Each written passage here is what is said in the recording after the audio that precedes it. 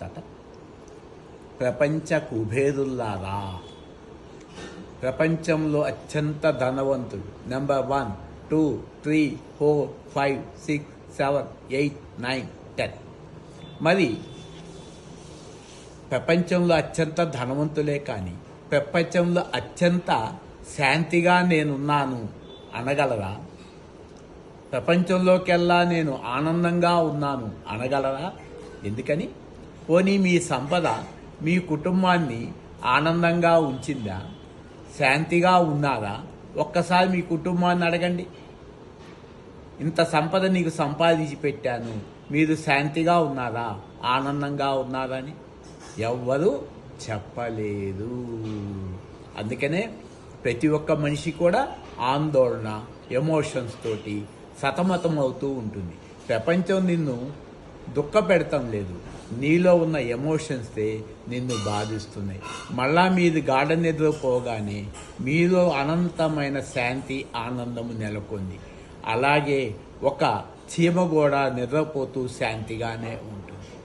మరి ఆ చీమ చనిపోయినప్పుడు ఈ భూమి మీదే పుట్టింది, ఈ భూమి మీదే నడిచింది, ఈ భూమి మీదే మరణించింది. మరి ప్రపంచ కుబేరులు కూడా పుట్టింది ఈ భూమి మీదే కదా, తల్లి గర్భంలో. మళ్ళీ భూమి మీద కాలు పెట్టింది ఈ దేహమే కదా. మరి 100 ఎకరాలు 1000 ఎకరాలు మీరు పోగు చేసుకున్న గాఢ నిద్రపోయినప్పుడు 6 అడుగులే కదా నిద్రపోతుంది. మరి మరణించినప్పుడు 6 అడుగుల గొయ్యి కూడా నీతో రావట్లేదు కదా, పిడికెడు మట్టి కూడా నీ వెంట రాదు కదా. దేహము మసి అవుతుంది, లేదా గుంట తీసి పూడిచేసి మట్టి కప్పితే లోపల పురుగులు తింటాయి. అంటే ఈ దేహము మసి అవుతుంది, లేదా గుంట తీసి పూడిస్తే పురుగులు తింటాయి. నీ వెంట ఏమొస్తుంది?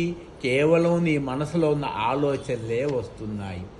మరి ప్రపంచంలో ఇన్ని యుద్ధాలు జరిగినాయి కదా, ఎంతమంది మరణించారు, వారి జీవితాలన్నీ ఏమైనాయి? అవన్నీ కుప్పలుగా పోసి ఉంటే ఆ రాశి మసిని ఒక హిమాలయ పర్వతం అయి ఉండేది. ఆ హిమాలయ పర్వతం మసిని చూసి పేదవాడా, ధనవంతుడా, ఏ జీవి, పాపాత్ముడా, పుణ్యాత్ముడా, ధనవంతుడా, ప్రధాన చెప్పగలరా? మరి ఈ పుట్టిన కానించి నేను గొప్ప, నేను గొప్ప అని యుద్ధాలు చేసుకొని దుఃఖపడుస్తూ, చంపుకుంటూ, కొట్టుకుంటూ జీవించిన ఆ జీవితంలో ఆ వ్యధలన్నీ కన్నీరుగా కాదిస్తే ఆ కన్నీరు ఒక నది అయ్యేది కదా. కాబట్టి మనం పుట్టినప్పుడు తెచ్చింది లేదు, పోయేనాడు వెంట తీసుకుపోయేది లేదు. ప్రపంచ శాంతి కోసం ఎవరైతే పాటుపడతారో వాడికి శాంతి ఉంటుంది. ఇది వరల్డ్ పీస్, అంటే పీస్ ఆఫ్ మైండ్ స్వామి ఇప్పుడు వరల్డ్ పీస్కి కూడా నేను సందేశం ఇస్తున్నాను. ఇది బాగా విచారించండి అని మీ పాదాలకి నమస్కరిస్తూ ప్రార్థిస్తున్నాను.